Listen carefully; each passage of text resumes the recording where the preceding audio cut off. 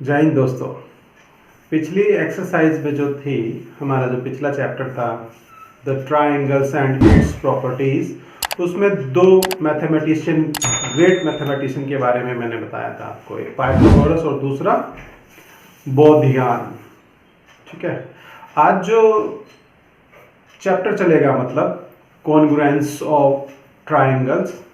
Congruence of triangles जो chapter है उसमें एक बहुत भारत के एक बहुत महान गणितज्ञ के बारे में बताया गया है। उसका नाम है, उस महान गणितज्ञ का नाम है श्रीनिवासा रामानुजन। ये तमिलनाडु के रहने वाले थे।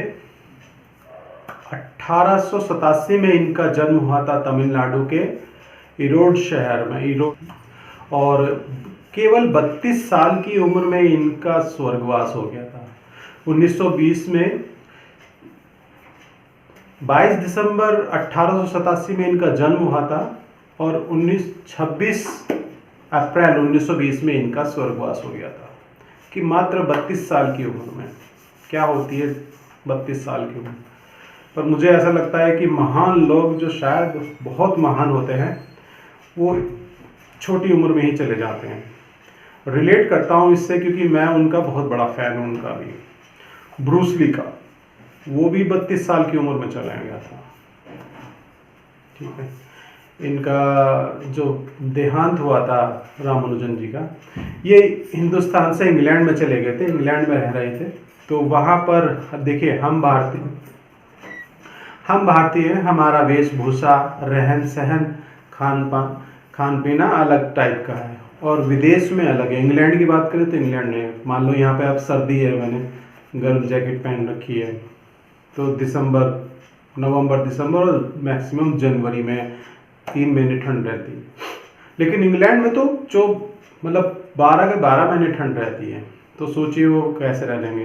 ठंड तो एक अलग बात है, लेकिन जो हम यहाँ पे, अब वो साउथ के हैं, तो साउथ के लोग राइस बहुत पसंद करते हैं।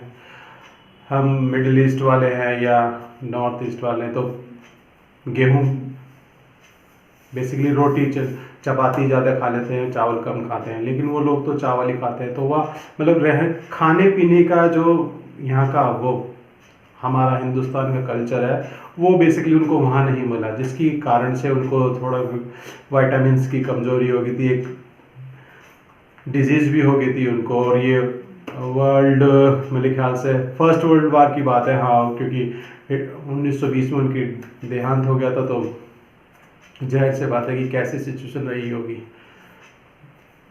चीज़ें कम थी उस समय में खाने पीने की। आज की डेट में तो हर देश या वर्ल्ड के कोने कोने में कोई भी चीज़ ले सकते हैं। तो ऐसी फैसिलिटी नहीं थी उस ज़माने में। तो एक बहुत ही बड़े महान गणितज्ञ के बारे में है इस चैप्टर के बारे में। कॉन्ग्रुएंस क्या होता है, मतलब सेम टू सेम अगर कहें कि दो चीज़ों का काम, मतलब जैसे अगर मेरी हाथ की उंगलियां हैं तो दोनों एक ही शेप की हैं, एक दूसरे को कवर कर जाएगी। दो चीज़ें सेम टू सेम होती हैं और दोनों को एक के ऊपर एक कवर कर दिया जाए या तो उसको कॉन्ग्रुएंस बोलते हैं। वो आगे चैप्टर में मैं बताऊंगा। अभी थोड़ी सी कहानी ये है कि थोड़ा सा इस महान व्यक्ति के बारे में जान लिया जाए। बॉलीवुड वालों ने इतने महान गणित के बारे में कोई मूवी नहीं बनाई, हॉलीवुड वालों ने बना दी उसके ऊपर एक फिल्म। उस फिल्म का नाम है a man who knew infinity. मतलब एक ऐसा व्यक्ति जो अनंत के बारे में जानता था। वैसे तो मैं इसके खिलाफ हूँ फिल्म देखने के, लेकिन मैं आप लोगों से कह रहा हूँ, अगर आप लोगों को पास टाइम हो, कभी मौका मिले तो इस मूवी को ज़रूर देखना, बहुत कुछ सीखने को मिलेगा। तो थोड़ा सा मुझे मतलब बोर्ड पे लिख करके बताना ज़्यादा अच्छा लगता है, उसमें मुझे ज़्यादा एनर्जेटिक फील करता हूँ मैं अपने आप में, बजाय ऐसे इंटरेक्ट कर रहा हूँ, आपको बता रहा हूँ। थोड़ा सा और मोटिवेट हो जाता हूँ मैं लिखने। मुझे बोर्ड से बहुत लगाव है। हाँ, एक बात और ऐड करता हूँ। जब मैं मतलब अपना ग्रेजुएशन कर रहा था, बीकॉम कर रहा था, तो मेरे सर पढ़ाते थे रजिस्टर पर, पैच में ऐसे। अकाउंट्स पढ़ता था जब मैं, तो मैं उनसे भी बोलता था कि सर आप ना बोर्ड पे पढ़ाया करो, ब्लैक बोर्ड पे पढ़ाया करो, मुझे उससे ज़्यादा पढ़ने में मुझे ज़्यादा समझ में आता है। तो मुझ में तब से ही वो आदत है। अब इसलिए मैं अपनी वीडियो भी मैक्सिमम बोर्ड पे ही बताता हूँ। बीच में मैंने एक दो वीडियो बनाई थी जो एक सॉफ्टवेयर है मोबाइल पर, उसको लेकर के पेन से, और लेकिन मज़ा नहीं आया। आपने मेरी वीडियो में देखा भी होगा कि मेरे हाथ में चौक भी इतनी सी होती थी, मैं उससे पढ़ा रहा हूँ, चौक भी ख़त्म हो गई थी मैं, अब तो बड़ी ले आया हूँ मैं। तो चैप्टर का नाम है, हम थोड़ा सा बेसिक फंडामेंटल जान लेते हैं इसका। कॉन्ग्रुएंस ऑफ ट्रायंगल, ठीक है, चैप्टर का ट्रायंगल्स है। ओके, ट्रायंगल्स मैं आपसे थोड़ा सा डिस्कस करा था। श्री रामानुजन,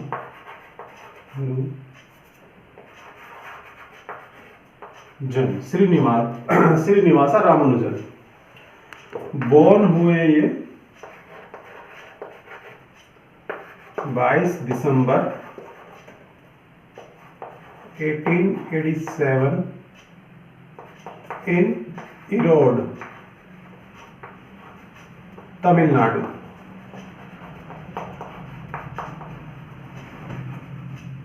ठीक है, और इनका देहांत हुआ 26 अप्रैल 1920 एंड मद्रास।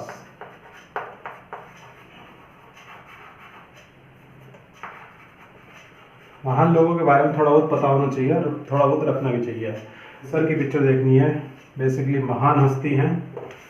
इनके बारे में ऐसा कहा जाता है भी, ये फैक्ट भी है कि ये 100% इनका मैथ्स था जो, उसमें से अभी केवल 40% ही सॉल्व हो पाया है, 60% अभी भी रिमेनिंग है। मतलब अभी तक किसी ने भी इनके 60% को नहीं छेड़ा, उसे सॉल्व नहीं कर पाए। वर्ल्ड के मैथमेटिशियन जितने भी बड़े बड़े नाम हैं आज की डेट में भी जो हैं मैथमेटिशियन, इनसे पहले भी और इनके बाद भी, अभी तक इनको 100% कोई नहीं कर पाया। 100 तो बहुत दूर की बात है, 50% नहीं कर पाए अभी। एक छोटी सी नॉलेज और शेयर करता हूँ। 1729 ये एक नंबर है, 1729, और इसको इंग्लैंड में अनलक्की माना जाता है। इंग्लैंड में इस नंबर को अनलक्की मानते हैं। जब रामानुजन लास्ट मोमेंट में थे, मतलब वो अपना बीमार हो गए थे और हॉस्पिटल में थे, तो उनका एक अंग्रेज दोस्त इंग्लैंड का, उनका साथी एक, उनसे मिलने हॉस्पिटल आ रहा था। तो वो जिस रिक्शा से आ रहा था, मतलब विक्टोरिया चलता है ना जैसे यहाँ, तो उस रिक्शे का नंबर था 1729, और उसके साथ में हादसा हो गया, वो मतलब मरते मरते बचा उस हादसे में। मतलब ये था कि इसको अनलकी मानते हैं। रामानुजन ने थोड़ी देर सोचा और मतलब जैसे हम नॉर्मली आँख मीच लेते हैं, तो आँख मीच के ऐसे सोचने लगे कि उन्होंने थोड़ा सा उस पर ध्यान दिया कि ये मेरा फ्रेंड 1729 नंबर को बता रहा है कि अनलकी होता है। तो उन्होंने उस नंबर को रिकॉल किया, तो उन्होंने पाया, देखा, क्योंकि उनके ऊपर एक ऐसा कुछ ना कुछ सुप्रीम जो कह लेते हैं ना, एक अलग से उनके ऊपर कुछ ना कुछ ऐसी पावर थी जो उनको वो चीज़ें बताती थी। जैसे रात को हम सोते हैं, सपना देखते हैं, हम सभी सपने में देखा और भूल गए, लेकिन कई बार ऐसा होता है कि हमें वो सपने याद रहते हैं। तो उनको सपने में मैथ्स दिखाई देता था, तो सपने में मैथ्स होता, जो इक्वेशन आती थी, क्वेश्चंस आते थे, तो वो सुबह उठ के अपना दीवारों पर से लिख देते थे, उसको सोल्व कर देते थे। मतलब जैसे मतलब सपोज मुझे a² + b² = c² का फॉर्मूला दिखाई दे, तो मैंने सुबह उठा और मुझे याद था, मैंने सबसे पहले उसको वो फॉर्मूला लिख दिया। तो कुछ इस तरह से ही इनको भी दिखाई देते। तो इन्होंने अपनी आंखें मीची आंखें बंद करने के बाद इन्होंने देखा तो इनको वो एक तरह से मेमोराइज हुई, वो जैसे हिंदी फिल्मों में दिखा देते हैं, उसमें चले जाते हैं प्ले बैक, उसमें क्या बोलते हैं उसको, फ्लैशबैक में, हाँ फ्लैशबैक में चला गया।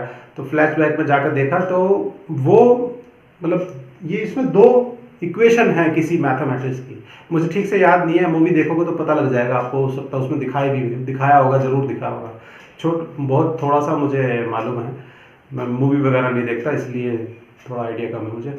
लेकिन इसमें दो मैथमेटिक्स के कुछ सॉल्यूशंस हैं, मतलब कुल मिलाकर ये है कि ये अनलकी नंबर हो ही नहीं सकता। उन्होंने रामानुजन ने अपने फ्रेंड से कहा कि ये अनलकी नंबर है ही नहीं, तो इसको हार्डी रामानुजन नंबर बोलते हैं, हार्डी रामानुजन नाम से जाना जाता है इसको। तो ठीक है दोस्तों, ये थोड़ी सी जानकारी थी महान गणितज्ञ, महान ग्रेट मैथमेटिशियन श्रीनिवास रामानुजन के बारे में। ठीक है, उम्मीद करता हूँ आपको ये जानकारी अच्छी लगी होगी। अब हम इस चैप्टर पे चलते हैं। फंडामेंटल बेसिकली फंडामेंटली है ये जो अभी अब हम करने क्या जाएंगे, मतलब इस चैप्टर में हम क्या पढ़ेंगे, तो उसका थोड़ा सा बेसिक फंडामेंटल। देखिए फंडामेंटल किसी का भी हो क्लियर होना चाहिए। अगर आपका फंडामेंटल क्लियर है तो आप कुछ भी कर सकते हैं, मतलब कितने भी बड़े बड़े सम्स कर सकते हैं। अगर फंडामेंटल क्लियर नहीं है ना तो बड़े से बड़े तो क्या, छोटे से छोटे सम्स भी नहीं होंगे। तो मेरा जो बेसिक है जोर होता है वो फंडामेंटल पे ही होता है। मैं फंडामेंटल क्लियर करता हूँ, फंडामेंटल क्लियर होने चाहिए। मतलब एक कहावत भी है ना, आपका जो बेस है वो स्ट्रांग होना चाहिए। कहते हैं ना एक कहावत भी है कि नींव जितनी मजबूत होगी उतनी मजबूत बिल्डिंग होगी उस पर। अगर नींव कमजोर होगी तो 4 माले की बिल्डिंग भी गिर जाएगी, और नींव मजबूत है तो 40 माले खड़े कर दो, बिल्डिंग खड़ी रहेगी। ठीक है, कॉन्ग्रुएंस ऑफ ट्राइंगल्स। देखिए इसमें दिखा रखी है फोटो, दो मतलब बेसिकली रिवेन्यू स्टैम्प है रामानुजन की, श्रीनिवास रामानुजन के दिख रहे होंगे। बेसिकली होता क्या है कॉन्ग्रुएंस, जैसे ये कॉपी है, मतलब अभी एक और एक ये है, ये दोनों एक सी मतलब सेम है, ये एक दूसरे को कवर कर जाएगा। अगर ये इसको उठा के इसके ऊपर रख दिया या इसको उठा के इसके ऊपर रख दिया, ये इसकी साइड्स, ये लेंथ एंड साइड्स दोनों सेम है, तो वो अपने आप में कॉन्ग्रुएंस है, ये होता है। ठीक है, तो इट मीन्स क्या है, इजिकल टू ये इजिकल टू ये, तो ये दोनों बराबर है। और कॉन्ग्रुएंस के लिए अगर एक सिंबल होता है इजिकल टू के ऊपर एक इस तरह का सिंबल होता है, इट मीन्स क्या हो गया, ये कॉन्ग्रुएंस है। कहीं भी अगर ऐसा लिखा हुआ है और ये निशान है तो इट मीन्स आप समझ जाओ तुरंत ये चीज है, कॉन्ग्रुएंस है। दूसरा एक और चीज होती है, ऐसा लिखा हुआ है मतलब m के साथ एंगल है, तो इसका मतलब भी यही है कि ये कॉन्ग्रुएंस है। m means major, same major है, मतलब ये वाला मेजर भी ये वाला मेजर भी दोनों इक्वल है, एक same length same side, it means is equal to equal, दोनों बराबर हैं, वहां पर कॉन्ग्रुएंस हो जाएगा। ये होते हैं कार्बन कॉपी, फोटो कॉपी हम कह सकते हैं कि जो ओरिजिनल है उसी का शेप आ जाएगा। जैसे ये चौक है तो इसकी हूबहू डिट्टो ऐसी कॉपी होगी, वो कॉन्ग्रुएंस कहलाएगी। और अगर बराबर मतलब इसके जैसी नहीं होगी तो वो कॉन्ग्रुएंस है ही नहीं, डिफरेंट हो गया ना वो इससे। मतलब एक अगर नई चौक लूँ तो नई चौक इससे थोड़ी लेंथ में बड़ी होगी, ऐसी शेप भी नहीं होगी क्योंकि ये लिखते लिखते घिस गई है, वो नहीं है, तो दोनों नहीं होंगे। सभी कुछ बुक में दिया होता है, बुक पढ़ो, चैप्टर पढ़ने से पहले स्टार्टिंग इंट्रोडक्शन वगैरह पढ़ना चाहिए किताब का, बुक का, उसमें सब कुछ दिया होता है, वही पढ़ लो, आधी जानकारी आपको उससे मिल जाएगी। देखिए लाइन सेगमेंट, ये एक ए बी लाइन सेगमेंट है, ठीक है, और एक ये है, मतलब इसको मान लेते हैं MN, नाम दे दिया। तो ये सेम लेंथ है, मान लो अगर ये लगभग 10 सेंटीमीटर की है सपोज, तो ये भी 10 सेंटीमीटर की है, ठीक है। या इसके ऊपर ये रखें या इसके ऊपर ये रखें, तो जो ऊपर रखा हुआ है वो वाली फिगर आ जाएगी। अगर हम इसके ऊपर ये रखेंगे तो जो m है वो a बन जाएगा और जो n है वो b बन जाएगा, ठीक है ना। मतलब इस लाइन को इसके ऊपर कवर कर देंगे तो पूरी लाइन कवर हो गई, सेम लाइन कवर होगी, सेम लेंथ है, क्योंकि ये भी 10 सेंटीमीटर है, ये भी 10 सेंटीमीटर है, लेकिन नेम जो दिया हुआ है अल्फाबेटिकली, हमने इसको नाम दिया हुआ ना पेन सेगमेंट का, तो वो वहां पर ट्रांसफर हो जाएगा। अब इसको कैसे लिख सकते हैं हम, A B is equal to M N, और ये साइन सिंबल आ जाएगा। तो इट मीन्स क्या हो गया कि ये कॉन्ग्रुएंस है इसका, या फिर ऐसा हो सकता है M A B is equal to M M N, जैसे कि मैंने बताया M E stand for measure, same line same measurement है इसलिए, ठीक है। तो ये लाइन सेगमेंट का हो गया। अब एक और है, इसी पे अगर आ जाता है,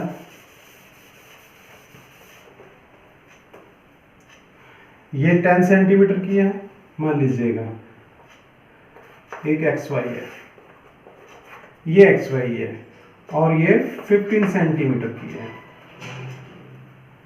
ये इससे बड़ी है।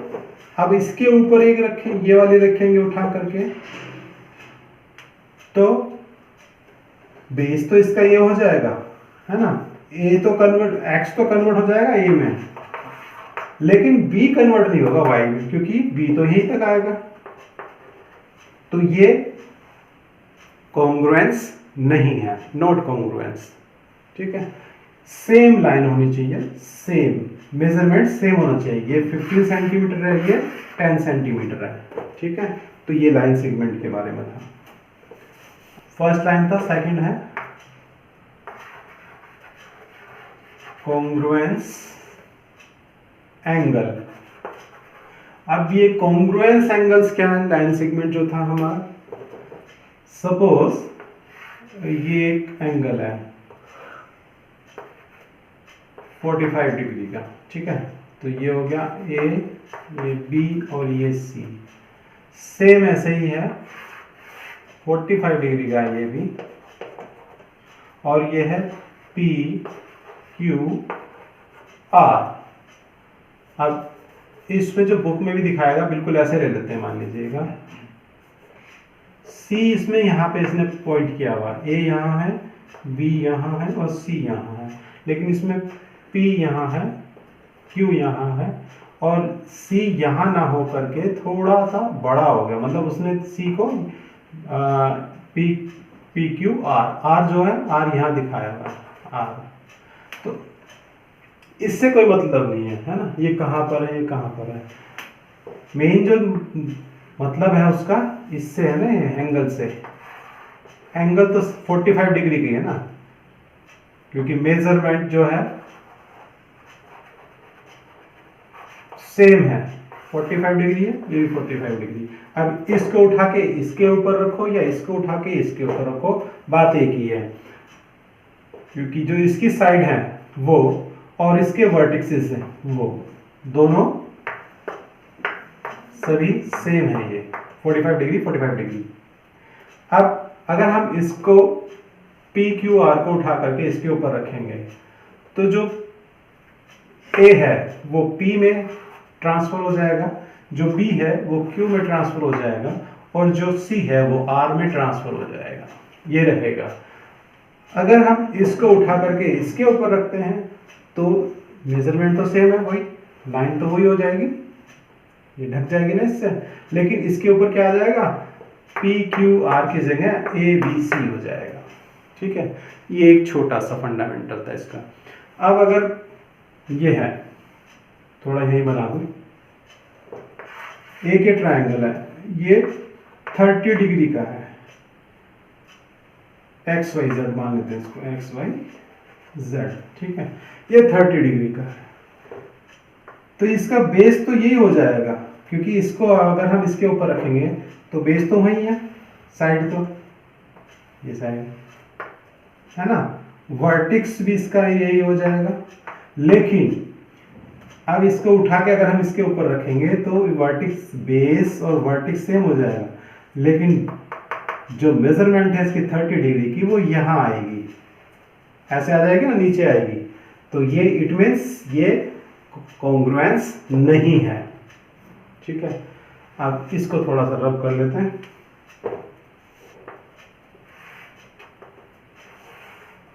DEF मान लेते हैं इसको, और ये भी 45 डिग्री का है और ये 45 डिग्री का है, तो ये भी सेम है, ये दोनों कॉन्ग्रुएंस है। इससे इसका लेना देना कुछ नहीं है, जैसे उसमें था ना पिछले वाले में भी R यहाँ था, F इसमें यहाँ पर है, इससे कोई मतलब नहीं। इसका जो बेस है, जो इसका वर्टिक्स है वो भी, और जो इसका एंगल है वो भी, ये कवर कर जाएगा। अब इसे आप बोर्ड से बाहर ले जाओ, इससे क्या फर्क पड़ता है? कुछ फर्क नहीं पड़ता। Sides, vertices and measurement angle proper इनके बराबर ही हैं। तो हम इसे कैसे लिख सकते हैं? दो तरह से, तीन तरह से कैसे लिखा जाता है? Angle ABC is equal to PQR, और ये कॉन्ग्रुएंस का सिंबल, दोनों बराबर है। या M angle ABC is equal to M angle PQR, ऐसे भी लिख सकते हैं। दोनों तरह से कैसे भी लिखा जा सकता है। देखिए, कॉन्ग्रुएंस ट्राइंगल है, एक ट्राइंगल हो गया, ये ट्राइंगल है ABC, और ये हो जाएगा PQR। ठीक है, दोनों सेम सेम है, ये दोनों सेम सेम ही हैं, मेजरमेंट सेम है। एग्जांपल के तौर पे बता रहा हूँ, दोनों सेम है ये। तो कॉन्ग्रुएंस ट्राइंगल्स में क्या होता है, ये दोनों कॉन्ग्रुएंट है या नहीं? कॉन्ग्रुएंस ट्राइंगल में क्या होता है? Triangle ABC and triangle PQR, they have same size and same shape, तो ये कॉन्ग्रुएंट है दोनों। PQR ट्रायंगल को हम इसके ऊपर उठाकर रख देंगे, तो ये सेम साइज सेम शेप होने के कारण इसका कॉन्ग्रुएंट बन जाएगा। दोनों सेम साइज के हैं तो सेम कॉन्ग्रुएंट हो जाएंगे, कॉन्ग्रुएंट एंगल ट्रायंगल हो जाएगा ये। तो जब ये इसके ऊपर रखेंगे तो जो ये A है, तो A फिर किसका स्थान ले लेगा? मतलब P A का स्थान ले लेगा। तो हम इसको कैसे लिख सकते हैं? Triangle ABC is equal two congruent triangle PQR। ठीक है, वर्टिक्स जो A है वो किस में ट्रांसफर हो जाएगा? P में, और B Q में, और इसी तरह से C किस में हो जाएगा? R में। इसको वाइस वर्सा भी कर सकते हैं। अब इस वाले को उठा करके हम इसके ऊपर रख देंगे, तो इसके जो वर्टिक्स होंगे वो क्या हो जाएंगे? जो P है वो किस में ट्रांसफर हो जाएगा? A में। जो Q है Q हो जाएगा B में, एंड जो R है R हो जाएगा C में। तो ये इस तरह से हम इसको चेंज कर सकते हैं, और ये दो शेप जो हो जाएगी ट्राइंगल की, ये कॉन्ग्रुएंट होती है। ऐसे ही जो ट्राइंगल थी वो भी क्या कहलाती है? दोनों शेप अगर कॉन्ग्रुएंस की मिल रही है तो वो कॉन्ग्रुएंट कहलाती है। Falls along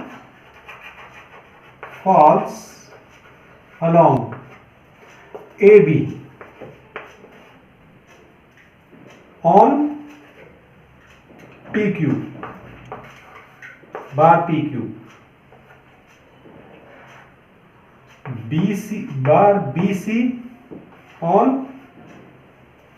QR bar QR and bar AC on bar PR। ठीक है, तो ये चेंज हो जाएगा। कॉरेस्पॉन्डिंग वर्टिसेस क्या हो जाएगी? वर्टिसेस हो जाएगी A and P, B and Q, C and R। ये इसकी कॉरेस्पॉन्डिंग वर्टिसेस हो जाएंगी। कॉरेस्पॉन्डिंग साइड्स क्या हो जाएंगी? बार AB and bar PQ, bar BC and bar QR, bar AC and bar PR। ठीक है, ये कॉरेस्पॉन्डिंग साइड्स हो जाएंगी। Corresponding angles, angle A and angle P, angle B and angle Q, angle C and angle R। ये corresponding angles हो जाएंगे।